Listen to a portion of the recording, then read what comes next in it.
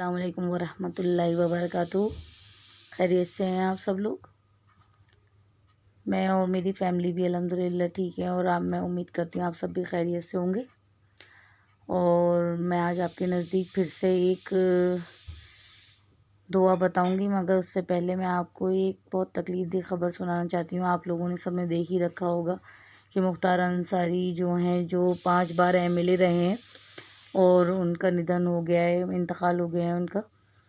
और मुझे इतना अफ़सोस हो रहा है देख के। इससे पिछले साल अतीक़ अहमद और उससे पिछले साल 2 साल पहले शहाबुद्दीन जो थे, ये सब MLA और सांसद रह चुके हैं सब, और इन लोगों को इंतकाल हो गया है इन सब का। और मगर मैंने ये देखा कि लोग 4 दिन याद रखने के बाद में भूल रहे हैं सब। मैं आप सबको रिमाइंड करा दूं कि ये भूलने वाली चीज़ नहीं है। ये जो धीरे धीरे करके ये मोटी मोटी टहनियाँ काटी जा रही है ना पेड़ की, ये जड़ पे कब पहुंच जाएंगे ये आप समझ नहीं सकते। मैं आप सब लोगों को, सारी दुनिया में जितने भी मुसलमान हैं, इंडिया में जितने मुसलमान हैं, उन सबको मैं ये चीज़ रिमाइंड कराना चाहती हूँ कि आप जो कुछ माशरे में आज मुसलमान के साथ हो रहा है, ऐसा क्यों हो रहा है ये, इसमें कहीं ना कहीं हमारी खुद की कोताहियाँ गलतियाँ हैं। एक सबसे पहले चीज़ कि हम लोग ये सोचते हैं कि जो दूसरों के साथ हो रहा है वो हमारे साथ नहीं हो सकता। नहीं, ये चीज़ हम तक कभी भी पहुंच सकती है। और कोर्ट कचहरी मार काट, ये आप देख रहे हैं कितना आराम से ये लोग कर रहे हैं। अभी यही चीज़ आप किसी हिंदू नेता के साथ कर देते कि आप उनको नाहक कत्ल कर देते, या कोई बात होती तो आपके घर पे बुलडोज़र चला दिए जाते, जैसे मुस्लिम के साथ में आज हालात हो रहे हैं। और उनके घर पे बुलडोज़र चला दिए जाते, उनके घर के लोगों को जेल भेज दिया जाता, उस पर हज़ारों केसेस लगा दिए जाते। मगर आप ये देखेंगे कि ये लोग खुलेआम पूरी सरकशी फैला रहे हैं। कोई किसी तरीक़े से, कोई किसी तरीक़े से सारी चीज़ें फैला रहा है। तो मतलब मैं क्या कहूँ, इतना गंदा माहौल हो चुका है। जो गोबर की बातें ये कर रहे हैं, वो गोबर इनके सर चढ़कर बोल रहा है। मुझे तो इतना अफ़सोस हो रहा है कि मेरे पास कोई अल्फाज नहीं है कि मैं कुछ कह सकूं कि इसका क्या करना है, कुछ समझ के बाहर है। अगर सारे मुस्लिम्स जो हैसियतमंद हैं या हैसियतमंद नहीं हैं, मैं चाहती हूँ सबको यूनिटी की बहुत ज़रूरत है। कि सुन्नी है और शिया हैं और 25 तरीक़े के उसमें भी फ़िरक़े बटे हुए हैं। तो मैं चाहती हूँ कि हम सब लोगों को एक इकट्ठे होने की और अपने लिए आवाज़ उठाने की बहुत ज़रूरत है। और मैं आप सबसे दुआ करती हूँ 2 रकात नमाज़ थोड़ा एक्स्ट्रा पढ़ लिया करिए। और 2 रकात नमाज़ पढ़ने के बाद में फंसुरना अलल कौमिल काफ़िरीन, फंसुरना अलल कौमिल काफ़िरीन, फंसुरना अलल कौमिल काफ़िरीन, इस दुआ को दुआ मांग रहे हूँ जब, तो इसे 3-4 बार रिपीट कर रही हो। दिन भर में चलते फिरते इसे पढ़ा करिए। इसका मतलब होता है कि अल्लाह ताला हमें काफ़िरीन पर, जो काफिर हैं या फिर जो जुल्म करने वाले लोग हैं, हमें इन पर गालिब फरमा। और सिर्फ दुआ करने से ही काम नहीं चलता, इसके लिए आवाज़ उठानी पड़ती है, स्टैंड लेना पड़ता है। अगर सिर्फ दुआ करने से काम चलता तो प्यारे नबी, इतने सारे जो हमारे सहाबा और जो हमारे जो नबी गुज़रे हैं, तो उन लोगों ने बहुत सी जंगें करी, उन्होंने कभी माल की मोहब्बत नहीं करी, उन्होंने अपनी जान की परवाह नहीं करी, वरना दीन इस्लाम इस तरीक़े से आज दुनिया में ज़िंदा नहीं रहता। अल्लाह ताला ने, प्यारे नबी ने पहले ही पेशन गोई करी थी कि लोगों के अंदर वाहन पैदा हो जाएगा तो लोग उन पर गालिब होने लगेंगे। वाहन होता है माल की मोहब्बत और मौत का डर। जिस दिन आप सब लोगों के दिल से ये मोहब्बत निकल जाएगी ना माल की, और ये मौत का डर ख़त्म हो जाएगा। आप ये मत सोचिए कि हमारी फैमिली में लोग अकेले रह जाएंगे या क्या हुआ क्या नहीं, ये मत सोचिए। एहतिजाज कीजिए, दुआ कीजिए अल्लाह से, और ये सब जो कुछ हो रहा है इसके ख़िलाफ़ खड़े हो कि ये हमारे मुस्लिम्स के साथ में क्या हो रहा है। ये धीरे धीरे करके हमारे वो लोग जो हमारे यहाँ की शानबान थे, उन्हें ख़त्म करते चले जा रहे हैं, और इस पर कोई एक्शन नहीं ले रहा है, मुझे नज़र नहीं आ रहा है। 4 दिन लोग याद रखते हैं, फिर अपनी ज़िंदगी में, अपने बीवी बच्चों में, अपनी फैमिलीज़ में मशगूल हो जाते हैं। इवन कोई एक स्टेटस डाल के फिर भूल जाते हैं, वो एक स्टेटस समझ लेते हैं उसको। मगर एक किसी की जान चली जाना, वो एक पूरी कम्युनिटी के ऊपर एक तरीक़े का, समझ लिए हमारा जैसे मुसलमानों के, जैसे इनके यहाँ के अपने लीडर्स होते हैं और हमारे यहाँ भी वो हमारे लीडर्स हैं, और उनसे हमें हिम्मत है कि वो हमारे लिए स्टैंड लेने वालों में से हैं, और वो स्टैंड लेने वाले लोग धीरे धीरे ख़त्म हो रहे हैं। और ये हाथ कब आप तक पहुंच जाएगा। ये लाशें जो आज जेलों में से उठ रही हैं धीरे धीरे करके, ये लाशें कब हमारे घरों में से उठने लग जाएंगी, ये बात हम समझ नहीं पाएंगे। ये चीज़ हमारे घरों तक पहुंच रही है धीरे धीरे करके। आप आज के बढ़ते हुए हालात को बहुत अच्छे तरीके से देख रहे हैं, कहने सुनने की ज़रूरत नहीं है। मैं आप सबको समझा रही हूँ इसलिए क्योंकि मेरी बात जहाँ तक जा रही है मैं समझूँ, अपने रिश्तेदार हैं, अपने लोग हैं। पता है आज ये मुस्लिम्स के साथ क्यों हो रहा है? इसलिए हो रहा है क्योंकि जो अपने मुस्लिम्स लोग हैं, अपने अजीज़ रिश्तेदार हैं, ये मैंने देखा कि अपने ही लोग अपने लोगों को अंदर खाने काटते हैं। काटने का मतलब उनकी कामयाबियों से जलते हैं और उनकी बुराइयां करते हैं, सामने आते हैं, मोहब्बत दिखाते हैं, पीछे अगर वो इंसान कोई तकलीफ़ परेशानी में उसके साथ कोई बात होगी। जैसे मेरे अपनी फैमिली में एक बहुत 17 साल पहले से ऐसी चीज़ें हुई जिसमें मेरी पूरी फैमिली इतनी बुरी तरीके से डिस्ट्रॉय हो गई थी कि उसमें बीच में एक मेरा भाई भी ख़त्म हो गया। और उस बीच में उसमें 17 साल उस चीज़ को हो चुके हैं। और जो हमारा ही एक दूर की रिलेटिव कहूँ या जान पहचान थी, और वो हमारे घर का मतलब उनका एक बहुत अच्छा पहले मेल जोल रहा करता था जब हम छोटे थे। मगर वो ही बड़े होके जैसे हम अपनी ज़िंदगी में आगे बढ़ने हुए तो उन्होंने ही अपनी चीज़ों से बचने के लिए, उनके साथ कुछ चीज़ें थी क्या था, और उन्होंने अपने ही चीज़ों से निकलने के लिए हमें उन चीज़ों में फंसाया, और ऐसा फंसाया कि आज तक हम उन चीज़ों को फेस कर रहे हैं। ये मालूम है क्या है? ये वो है, ये बाहर के तीसरी पार्टी इस चीज़ से हावी हो रही है हमारे ऊपर। और जो आजकल मुसलमानों पे ये जुल्म हो रहा है इंडिया के अंदर या इंडिया के बाहर, ये हमारी अपनी ख़ुद की कोताहियाँ गलतियाँ हैं कि हमने उन्हें ऐसा करने दिया। मैं तो अपने भाइयों से मुस्तकिल यही कहती हूँ कि तुम लोगों ने इतनी प्रॉब्लम्स फेस करी, इतनी परेशानी किस लिए उठाई थी? ये झूठे मुकदमे सारी चीज़ें किस लिए करी? ये कोई फ़ायदा नहीं हुआ इनके उठाने का। इससे तो तुम उनको सबक सिखाते, उन्हें समझा के जाते, तो फिर दोबारा ये चीज़ नहीं होती। और आज तक वो लोग हमें परेशान करते हैं, मगर मैं कतई एक सेकंड के लिए भी डरती नहीं। मैं अल्लाह से डरती हूँ, और मेरी मौत ज़िंदगी ये अल्लाह के इख्तियार में, और हम सब की सारी दुनिया की। मगर मैं सारे लोगों से ही कहना चाहती हूँ, एक दूसरे को आपस में तकलीफ़ पहुँचाने से बेहतर है कि आप अल्लाह से दुआ करिए, अल्लाह से तौबा करिए अपने गुनाहों की। और दुनिया में जितने लोग तकलीफ़ परेशानी में हों उनके लिए दुआएं करिए, ताकि कल वो तकलीफ़ें आप तक ना पहुँचे। क्योंकि जब हम किसी के लिए दुआ करते हैं किसी की तकलीफ़ में, तो अल्लाह ताला हमें उन आने वाली तकलीफ़ों से बचाता है।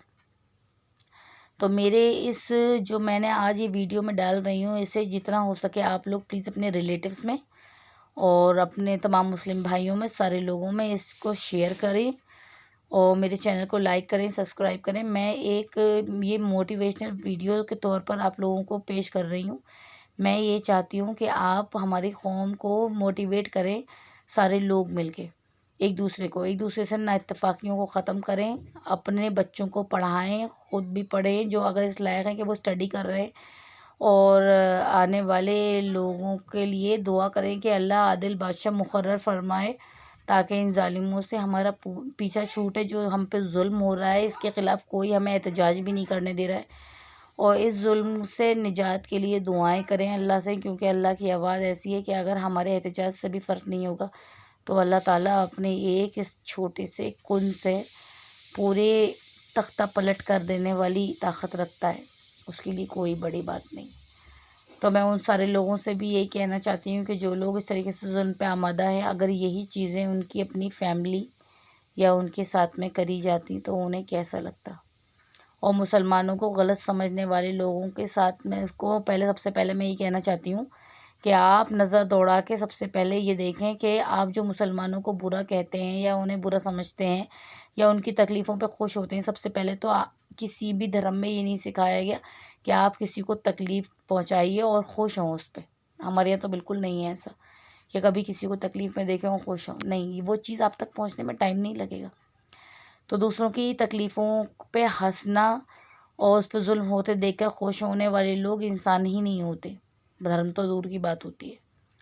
तो मुसलमानों को बुरा समझने और कहने वाले लोगों से मैं यही वाली बात कहना चाहती हूँ कि पहले वो ये देखें कि उनके दादे परदादों या और अभी तक उनमें से काफ़ी मुसलमान लोगों से उन लोगों का वास्ता पड़ा होगा, तो उन्होंने उन्हें क्या नुकसान पहुंचा दिया, उन्हें क्या तकलीफ़ पहुंची है, या वो सामने वाले मुस्लिम्स लोगों के बारे में बुरा सोच रहे हैं या बुरा सोच रखते हैं या उन्हें गलत समझते हैं, तो क्या सोच के उन्हें गलत समझते हैं?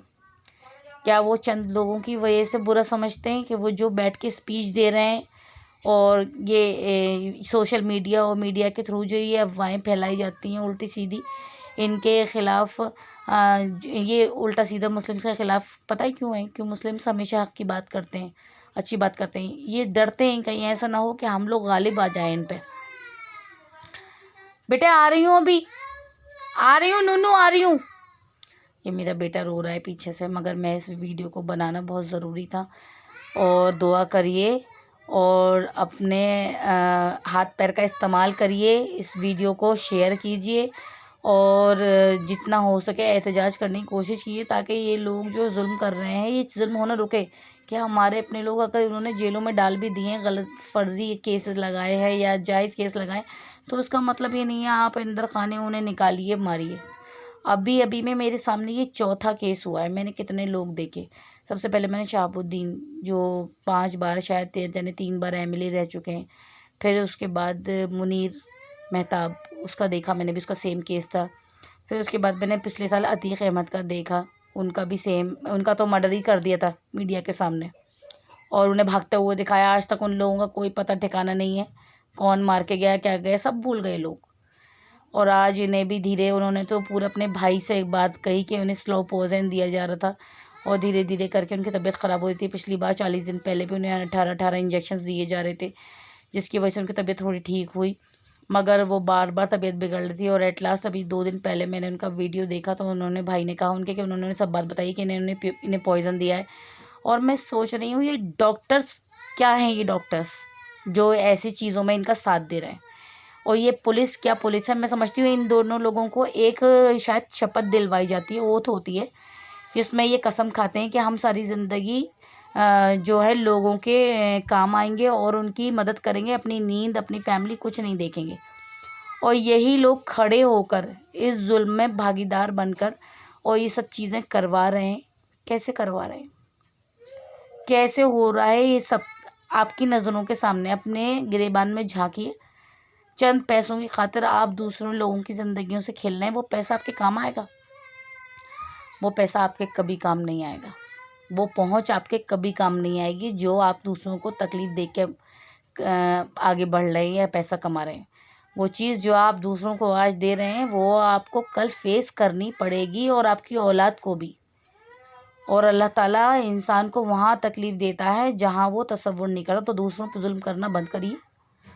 और ये मैं अब हमारे भी बहुत सारे रिलेटिव जो हमारे अज़ीज़ हैं और हमारे ख़ानदान या ख़ानदान के बाहर या जो भी दुनिया में लोग मेरा इस वीडियो को देख रहे हैं, मैं सबसे कहना चाहती हूँ, अगर आपके दिल में किसी के लिए भी कोई गलतफ़हमी है, मैं देखती हूँ कि हम लोग ने 17 साल, इतने साल हो गए हमें तकलीफ़ें उठाते हुए, किसी ने आज तक हमसे ये नहीं पूछा कि बेटे तुम्हारे साथ ये प्रॉब्लम इतने लंबे वक्त से चल रही है, आखिर ये प्रॉब्लम क्यों है?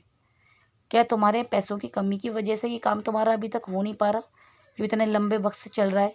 या बेटे आप लोगों, मैं तो पहले अकेली ही रह गई थी, मेरे घर में मेरे भाई और अब्बू सबके साथ में प्रॉब्लम हो गई थी, तो आपके ये प्रॉब्लम बनी हुई है। तो बेटा ये घर के बड़े बनते हैं सारे लोग और बहुत सारे रिलेटिव ऐसे हैं जो एक दूसरे के कामों में खूब बढ़ चढ़ के हिस्सा लेते हैं, मगर हमें उन्होंने ऐसा तर्क कर दिया, ऐसे पता नहीं हमने उनके साथ क्या गलत कर दिया। मगर मैं ये कहना चाहती हूँ कि मैं उनको ये बताना चाहती हूँ कि जो आप सोच अपने बच्चों के लिए, अपनी फैमिली के लिए रखते हैं वो सबके लिए वैसी रखिए, वरना जो आज आप दूसरों को दे रहे हैं वो कल आपके पास आने में टाइम नहीं लगेगा। दूसरों को गलत समझना और उनकी बातों को क्रिटिसाइज़ करना कि ये ऐसे हैं और अपनी अपनी अगर किसी की ज़िंदगी में कुछ बुरा हो गया है तो वो उसे खुद फेस कर रहा है, उसे खुद देख रहा है और अपनी चीज़ें वो खुद उस चीज़ों को सुलझा रहा है। आप उसमें क्यों ज़बान चला रहे हैं? आप उसमें दूसरों को सजेशन क्यों दे रहे हैं? क्या तुम यूँ कर लो, तुम वो कर लो, तुम्हें ऐसा करना चाहिए था, तुम्हें वैसे करना चाहिए। भाई जो जिसके नसीब में वो हो गया है वो उससे लड़ रहा है, आप कुछ उसमें कर रहे हैं। आप कहते हुए जब अच्छे लगें जब आप दूसरों के लिए कुछ कर रहे हो। मुझे ऐसे वाले लोगों से तो सख्त चिढ़ है जो दूसरों के पटे में टांग गड़ाते हैं और फिर वो लोग जो किसी के लिए कुछ करना नहीं जानते। जिन्होंने बरसों बरस कभी हमारी ज़िंदगी में ये नहीं पूछा हमसे कि हम लोग किन हालात में हैं, कैसे हैं, क्या है, क्या गुजरी हम पे। अभी यही चीज़ इनके अपने बच्चों के साथ हुई होती या अपने जिन्होंने ये हमारे साथ करवाया उनके साथ हुई होती, तो ये अपने बच्चों को, अपनी फैमिली को ऐसे हालात में देख सकते? बिल्कुल नहीं देख सकते, बिल्कुल 1 मिनट भी नहीं देख पाते ये। बस मैं यही कहना चाहती हूँ कि अपने अपने होश हवासों को काबू में करें, अपने घर के लोगों से जुड़ें, उन्हें मोहब्बत दें और इत्तेफाक मोहब्बत से रहें। ये हिंदू मुस्लिम और ये ज़ात पात, मुसलमान के अंदर भी 50 तरीके के फ़िरके और कास्ट ये सब करने से कि हमारा तीसरी पार्टी आके इस पे गालिब आ रही है। तो प्लीज़ आप सब लोग एकजुट होइए, एहतजाज करिए, अल्लाह से दुआएं करिए कि अल्लाह ताला इकट्ठे होइए, मजमा बनाइए और अल्लाह से दुआएं करिए, 2 रकात नमाज पढ़िए कि अल्लाह ताला जो जुल्म हो रहा है, अल्लाह इस जुल्म को रोक, तू अपनी ताकत से रोक। अगर हमसे नहीं रोक पा रहा है, अगर हम एहतजाज नहीं कर पा रहे, और अपने लोगों का साथ दिया करिए जब वो लोग तकलीफ़ में हो, क्योंकि वो तकलीफ़ आपके खुद के साथ भी हो सकती है। ये नहीं सोचिए कि वो उनके साथ है तो उसमें उसका मजाक उड़ाएं या पीठ पीछे उनकी बुराइयां करें कि वो तो है ही ऐसे, क्योंकि आपने नहीं देखा कि वो चीज़ हुई है या नहीं हुई, या उनके साथ क्या हालात रहे, क्या हुआ था जिस वजह से वो चीज़ें हुई। कल आपके साथ वो हालात बन जाएं, आप समझ नहीं पाएंगे। तो प्लीज़ एक दूसरे को क्रिटिसाइज़ करने से अच्छा ही दूसरे का साथ दीजिए। प्लीज़ किसी की बुराइयां मत करिए, ये सोचिए कल जो उसके साथ हुआ है वो हमारे साथ हो सकता है। और एक दूसरे का साथ देते हुए अल्लाह से दुआएं करिए, अपने इत्तेफाक होइए, अपने आप कौम को आगे बढ़ाने के लिए दुआएं करिए, एक यूनिटी पैदा करिए, अलग अलग फ़िरक़ों में बांट के उसे बर्बाद मत करिए, क्योंकि अल्लाह ताला ने मुस्लिम और गैर मुस्लिम के बीच में सिर्फ नमाज और कलमे का फ़र्क है। और हम समझते हैं कि हर कास्ट जो कास्ट बना रखी हैं उसमें भी सब नमाज रोज़े वाले और कलमा पढ़ने वाले लोग हैं। हम कोई ऐसा तो है नहीं है कि अलग हम पठान हो गए, शेख हो गए और पता नहीं क्या क्या हो गए, तो वो अलग कलमा पढ़ रहे हैं या हम अलग कलमा पढ़ रहे हैं तो हम अफजल हो गए और वो हमसे नीचे हो गए, ऐसा नहीं। सब एकजुट होइए, मोहब्बत रखिए, इत्तेफाक रखिए और अपने जो गैर मुस्लिम लोग होते हैं उनके लिए भी दुआ करिए कि अल्लाह इन्हें हिदायत दे, ताकि ये हमारी अच्छाइयों को समझे, उनके दिल में आपके लिए रहम पैदा होगा जब आप उनके लिए दुआ करेंगे। तो बस मैं यही कहना चाहती हूँ, आज जो कुछ हो रहा है मेरे पास अल्फाज नहीं है, मैं क्या कह रही हूँ क्या नहीं मुझे कुछ नहीं पता। बस मैं आप लोगों को आज ये समझाने की कोशिश कर रही हूँ कि इत्तेफाक, मोहब्बत, यूनिटी को पैदा करना बेइंतहा ज़रूरी है। अगर आज आपने ये यूनिटी पैदा नहीं करी तो ये चीज़ें कल आपके घर में घुसने में टाइम नहीं लेंगी, आज जो बाहरी आपको नज़र आ रही हैं। और उन लोगों में से कतई मत बनिएगा जो ये सोचें कि हम यहाँ से मुल्क छोड़ के चले जाएं और हम वहाँ सुकून से अपने बीवी बच्चों के साथ रहेंगे। नहीं, अगर आप एक सच्चे मुसलमान हैं, अपने मुल्क के वफ़ादार हैं, अगर आप मुसलमान हैं तो अपने मुल्क के वफ़ादार ऑब्वियसली होंगे आप। मेरी तो ये सोच है कि मैं अपनी ज़िंदगी के एक आखिरी वक्त तक, जब तक कि मैं इस ज़मीन में दफन नहीं हो जाती, मैं इस दुनिया में रहूँगी और वो सब करती रहूँगी जिससे हमारी कौम को, हमारे मुल्क को और तमाम दुनिया के लोगों को इससे फ़ायदा होता रहे। मैं तो बिल्कुल कतई नहीं जाऊँगी। मेरे पास मेरी हर चीज़ है, मैं चाहूँ तो यहाँ से बाहर कंट्री कहीं शिफ्ट हो सकती हूँ अपनी फैमिली लेके, अपने बच्चे लेके, मगर मैं ऐसा कहते नहीं करूँ। क्यों भागूँ मैं भगोड़ी हूँ जो मैं भाग जाऊँ यहाँ से? जो लोग इस तरीके की हरकत करते हैं तो मैं उनको ना कतई मैं पसंद ही नहीं करती ऐसे लोगों को जो अपने मुल्क से वफ़ादारी नहीं कर सकते। तो अपने मुल्क से, अपने लोगों से वफ़ादारी कीजिए, ये मुनाफ़िक़त छोड़िए। जी, आप अपने लोगों के सामने मिलते हैं तो अच्छे मिलते हैं, पीछे मिलते हैं तो उनकी बुराइयां करते हैं, छोड़ दीजिए सब। और अपने तमाम कौम के लिए दुआएं करिए और ज़्यादा से ज़्यादा इस्तग़फ़ार भी पढ़िए और ज़्यादा से ज़्यादा ये दुआ पढ़िए, फंसुरनल कौमिल काफ़िरीन, फंसुरनल कौमिल काफ़िरीन, फंसुरनल कौमिल काफ़िरीन, कि अल्लाह ताला इन काफ़िरीन पर हमें गालिब फरमा। और उसके लिए कोशिशें भी करनी होंगी, क़ुरबानियाँ भी देनी होंगी, तब जाके हमारी आने वाली नस्लें सुकून से रहेंगी, वरना आने वाला वक्त तो इससे भी ज़्यादा बर्बाद और बुरा होता है। फ़लस्तीन के साथ में कुछ नहीं हुआ जो आपकी ज़िंदगी होगी। वो लोग एक बम मार के और ख़त्म कर देते हैं, सारा मामला लोगों को ख़त्म कर देते हैं, मगर यहाँ इंडिया में बम नहीं मारेंगे, धीरे धीरे मारेंगे। आपके घर की औरतों की इज़्ज़तें लूटेंगे, बच्चों को बर्बाद करेंगे, आदमियों को कैद करके रखेंगे, उन्हें ग़ुलामों की तरह इस्तेमाल करेंगे, औरतों को बांदी बनाएंगे। यही चाहते हैं अगर आप लोग, तो आज ये करते रहिए जो आपकी ज़िंदगी में चल रहा है। और बाकी मैं कहने सुनने के लिए माफ़ी चाहती हूँ अगर ये सच्चाई है ज़िंदगी की। मगर मैं तो अल्हम्दुलिल्लाह हिम्मत रखती हूँ कि कल को कई ऐसे हालात पेश आएँ तो उससे लड़ने की हिम्मत आपके और आपके बच्चों में, आपकी फ़ैमिली में होनी चाहिए।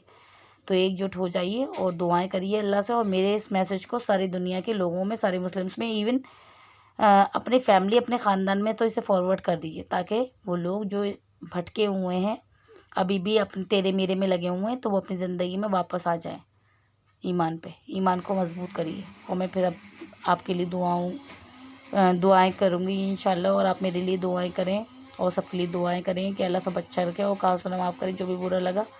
मगर बुरा लगने की ज़रूरत है थोड़ा सा, जब तक बुरा नहीं लगेगा तो ईमान नहीं जागेगा, तो झंझोड़ना ज़रूरी है। मैं और धीरे धीरे करके आप सबको झंझोड़ती रहूँगी, और ऐसे ही मैं आप सबके मोटिवेट करती रहूँगी, ताकि आप सब लोग अपने आप को सुधारें। आप अपने आप सुधारेंगे तो अल्लाह ताला भी आपसे खुश होंगे, और ये जुल्म तकलीफ़ परेशानियाँ जो कुछ हो रहा है आज, ये होना कम हो जाएंगी। अल्लाह के चाहने से हो रही है, और अल्लाह के चाहने से ही ये ख़त्म होंगी, जब आप कोशिश करेंगे, दुआएं करेंगे और अब तौबा करेंगे अल्लाह से। तो बस अपनी गलतियों को मानिए, समझिए, और जो कुछ है इसे बर्बाद होने से बचाइए। जो अभी हमारे बच्चे हैं, आप इन्हें सोच रहे हैं, आप अच्छी परवरिश दे रहे हैं, तो ये परवरिश किसी काम नहीं आएगी अगर आने वाले 4-5 सालों में